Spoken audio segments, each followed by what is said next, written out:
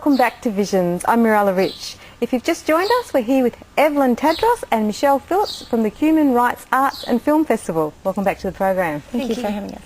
And can you tell us, Michelle, what is your vision for the future for this film festival, this Human Rights Arts Film Festival? Well, we have a few. We would definitely want it to be a national annual event. We would love it to travel regional areas. We would love to have our name out there so that we get more Australian content for future years. I'm looking forward to future years personally, just because we'll have more of an idea of what we're actually doing.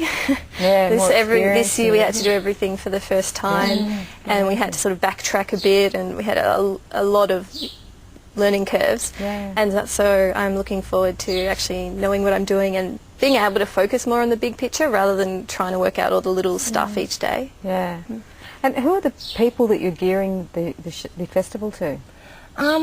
Really to everyone, to be honest. Like we were really conscious this year of the kind of stereotypes that are related to human rights. I mean, some people perceive it as, you know, a kind of, you know, almost communist agenda. Some say that, you know, you could have to be a student activist, you have to be left, or you have to be right, or you have to like Bono. Or you have to, there's just all these stereotypes associated with human rights. So we were really conscious of that, and we wanted to try and break them down. So our advertising guys did a fantastic advertising campaign, you know, saying don't be wrong about rights. You know, you don't have to like Bono, you don't have to be a hippie, you don't have to, you know, be all these types of things. All you have to do is be human to enjoy human rights and to be engaged with this festival. That counts about everybody, doesn't it? Yeah, exactly. So we want everyone to get involved and to come down and have a look. And do you think after watching some of the films that the audience and viewers will become more aware and more learned, I guess, of different rights that they actually have as well? Definitely. And how to approach their own situations? Yeah, but that's definitely the aim. We have some movies that focus on international issues, and then we have some that focus on local issues, and we have some that are more relevant to everyday people and perhaps aren't what people would initially think of when they think of human rights. And was there a particular film that struck you a bit more as well? You mentioned one in the last program. What's another one of your favourites? One of my other favourites is a film called Revolving Door, and it's basically an animated documentary about St Kilda street workers and their experience with the cops every day. And it also shows, you know, a guy going down to St Kilda and what his perception of street workers are and his experience with them. And it's such a fantastic film because it's so lifelike, but the animation allows you to kind of have some distance to really think critically and reflectively about the film. I think it was actually filmed with real people and they've gone over it in animation, so it's actually really interesting to watch. It's really beautifully done. So it's definitely. And is there kind of a message in it at the end? Yeah, I mean, I suppose it's trying to humanise the situation of street workers. I suppose there's a lot of stigma with street workers down in St Kilda. And I think what it's trying to do is really try to, humanise it and focus on the story of one woman. Her name is Gillian, and her experience, and just, you know, try to get people to understand what it must be like to actually decide to want to be a sex worker, because that's a huge decision in itself. So I think it's really effective in that way, and that film has been really successful actually all over the world. It just won an award, I think, in Brazil, which is really fantastic. So it's great to have them. Their film screening at our festival as well. And Michelle, have you got another favourite film that stands out? Yes, let me think.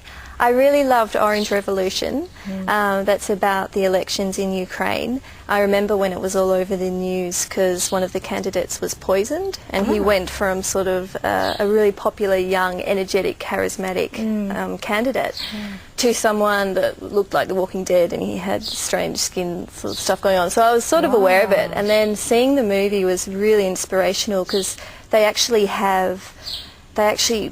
cause a bit of a revolution. They call the people to come out onto the street, and they do, and they stay there until some of the corruption is cleared up and they can get elections again. And it's so inspirational, and it's such a wonderful story for Australia, I think, where we take it for granted, lots of our political activity, and it's great timing with the election. And yeah, I really enjoyed it. Really and did he end up getting healed of whatever he was killed yes, with? he did, but his political career was damaged irreparably from it. And I think also his skin was...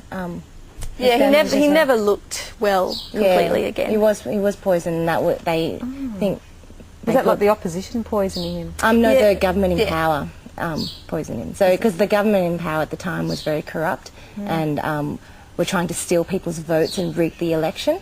And so the opposition, you know, they were the ones who called everyone to the street. And it was just amazing, like in, you know, minus 15, minus 20 degrees weather, the whole of Ukraine in the streets with the... They got a whole lot of tents and people came and gave free food and everything. Just amazing to see that all happen. That could happen, that the people could group together like that and make such a big difference. It's really fantastic. Yeah, and that was supporting him. They were supporting the opposition and supporting democracy and, you know, non-corrupt politicians to come into power. Oh, gee, that's beautiful.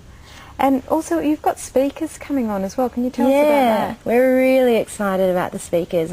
Paul Martin and Anna Martin, who aren't related, have been organising the speakers, and they've done a fantastic job. About 8 of our sessions all have discussion forums at the end.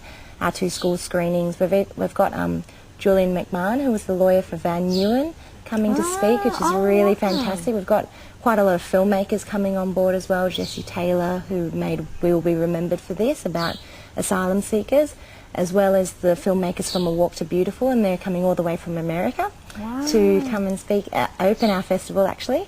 And we've got heaps of other speakers as well. Julian Burnside is speaking at our opening night, and we've got Fenella Kernebone, and we've also got some special guest video appearances from our patrons, Margaret Pomeranz, Philip Noyce and Justice Kirby, which is really fantastic. So, and is it over all on the one night, all these speakers coming, or it's over the No, they're over thing? the 4 days. So we've got speakers for the 4 days, which is really fantastic.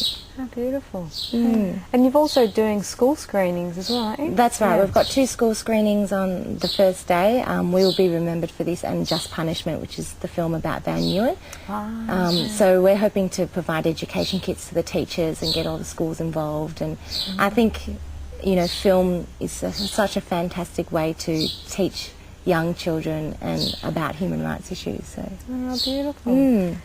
Well, we're about to go to a break now. Stay with us. We'll be back with more Visions very shortly.